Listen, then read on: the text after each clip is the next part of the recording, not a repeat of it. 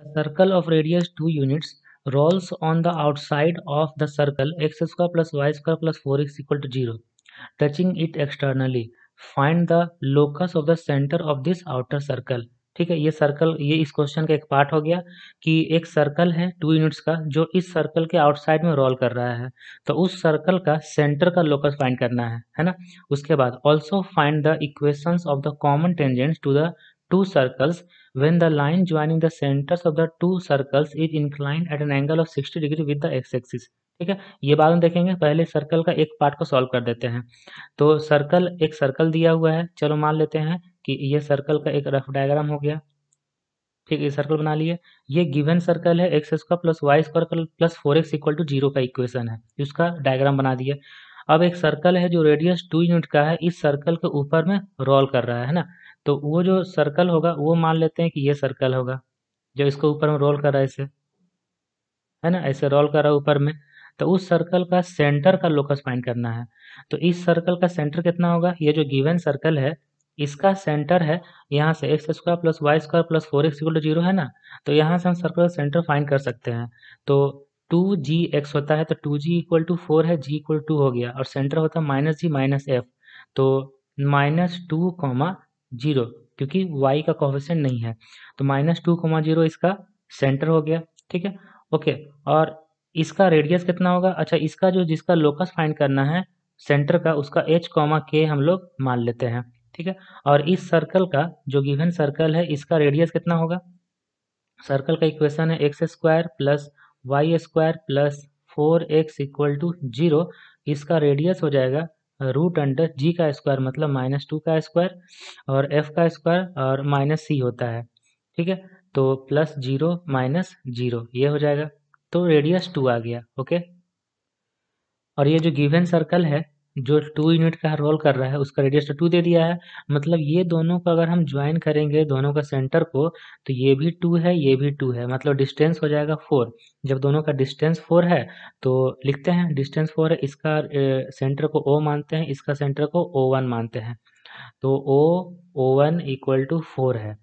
ठीक है, तो रूट अंडर h+2 का होल स्क्वायर प्लस k-0 का whole square equal to 4 unit है।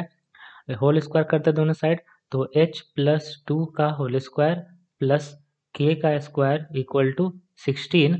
लोकस फाइंड करने के लिए h को x और k को y रखा जाता है, तो सेंटर का लोकस आ जाएगा x+2 का whole square plus y square equal to 16। ठीक है, ये जो इक्वेशन आ गया यही हो गया लोकस का इक्वेशन। लोकस मतलब सेंटर का लोकस फाइंड करना था, लोकस ऑफ सेंटर। ठीक है, ये फर्स्ट पार्ट हो गया। अब सेकंड पार्ट देखो, सेकंड पार्ट में लिखा हुआ also find the equations of the common tangents to the two circles when the line joining the centres of the two circles is inclined at an angle of 60 degree with the x axis. ठीक है, ये दोनों circle अगर दोनों circle के centre को join करेंगे, वो अगर एक्स एक्सिस से 60 डिग्री एंगल बनाएगा, उस समय इस पे जितना भी कॉमन टेंजेंट होगा वो सारा फाइंड करना है। ठीक है, तो हम एक डायग्राम बनाते हैं फिर से, और एक चीज ध्यान दो कि दोनों सर्कल का रेडियस सेम है। जब दोनों सर्कल का रेडियस सेम है तो सेम सेम साइज का सर्कल बनेगा।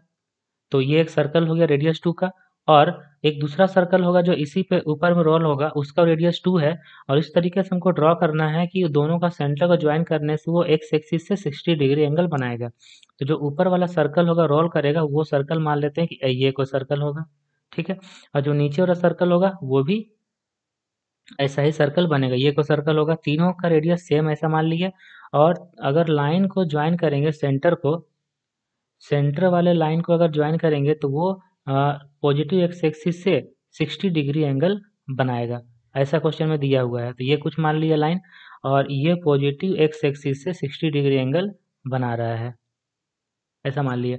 अब इस पर कितना कॉमन टेंजेंट पॉसिबल है, देखो इस पर कॉमन टेंजेंट जो है, एक तो इस पे कॉमन टेंजेंट होगा यहाँ पे जो ऊपर को टच करेगा, जिसको हम लोग बोलते हैं डायरेक्ट कॉमन टेंजेंट, है ना। इस तीनों पे कॉमन टेंजेंट अगर ड्रॉ करेंगे हम लोग, इसको हम डायग्राम बना लेते हैं फिर से अच्छे से।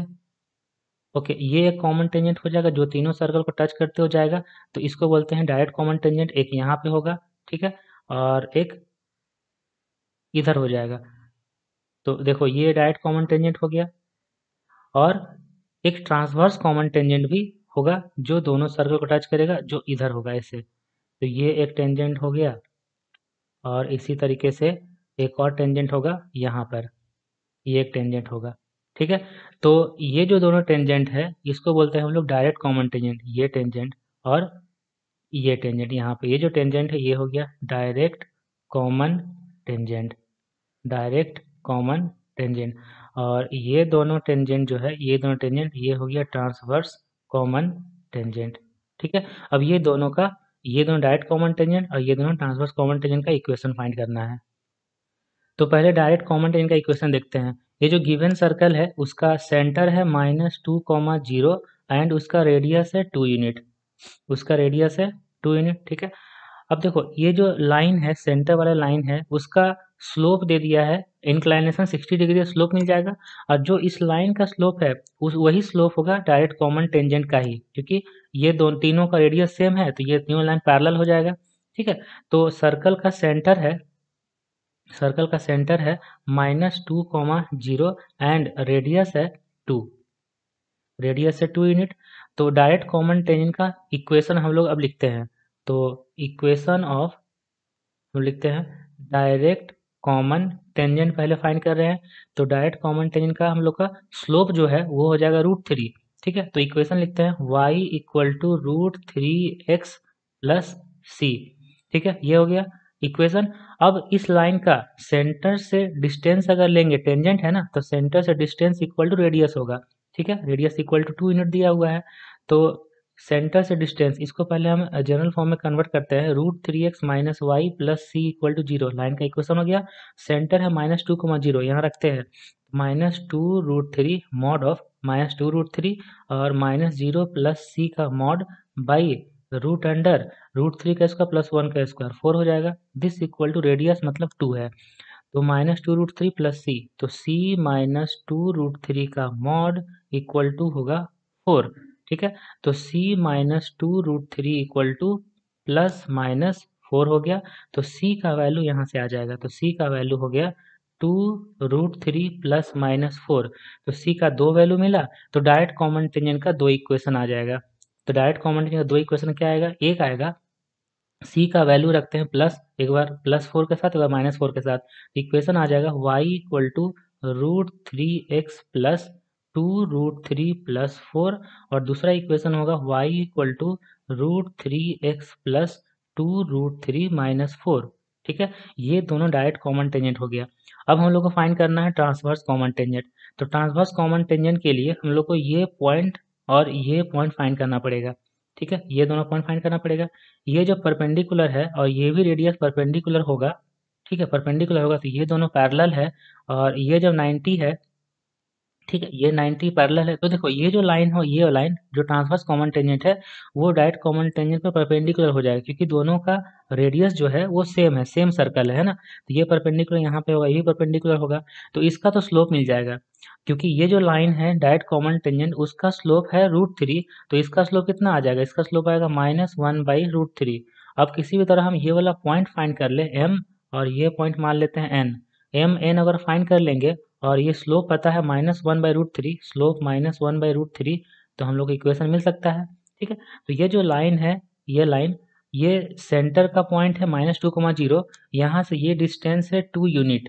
ठीक है, और इंक्लाइनेशन है 60 डिग्री, तो m और n हम लोग को मिल जाएगा। तो m और n हम लोग फाइंड करते हैं। ये हम किसके लिए सॉल्व कर रहे हैं, ट्रांसवर्स कॉमन टेंजेंट के लिए। ठीक है, तो ट्रांसवर्स कॉमन टेंजेंट के लिए पहले m और n फाइंड करते हैं। तो x -2, x प्लस 2 बाई, और 60 डिग्री दिया हुआ है ना, तो x - x1 by cos theta होता है ना, तो 1/2 हो जाएगा, equal to y -0 by sine theta, मतलब √3/2 इक्वल टू +-2। ठीक है, ये पैरामेट्रिक कोऑर्डिनेट फाइंड करने का फॉर्मूला होता है। यहाँ से x और y का वैल्यू मिलेगा, देखो तो x इक्वल टू कितना आ जाएगा, x इक्वल टू आ जाएगा +-2 इंटू 1/2, +-1 -2, तो +-1 - 2 x का वैल्यू, और y का वैल्यू कितना आएगा, देखो √3/2 इंटू +-2 है, तो +-√3 बस इतना आ जाएगा। तो x का वैल्यू एक बार प्लस रखते हैं, अगर एक बार प्लस रखते हैं माइनस रखते हैं, जब प्लस रखेंगे तो +1 -2 -1 कॉमा √3 एक ये पॉइंट होगा, और दूसरा पॉइंट होगा अगर माइनस रखते हैं तो -3 -1 -2 -3 -√3। ठीक है, ये दूसरा पॉइंट हो गया। तो मान लेते हैं कि ये पॉइंट है m का कोऑर्डिनेट, ये पॉइंट है n का कोऑर्डिनेट। ठीक है, तो ट्रांसवर्स कॉमन टेंजेंट का इक्वेशन लिखना है। स्लोप हो गया -1/√3, क्योंकि डायरेक्ट कॉमन टेंजेंट पे परपेंडिकुलर है, तो इक्वेशन हो जाएगा y, और पहले m लेते हैं ना, m लेते हैं तो y minus √3 equal to -1/√3 into x minus -1 x+1। ये इक्वेशन हो गया। दूसरा इक्वेशन लिखेंगे y माइनस √3, तो y +√3 इक्वल टू -1/√3 स्लोप, और x -3 x+3, ये दूसरा इक्वेशन है।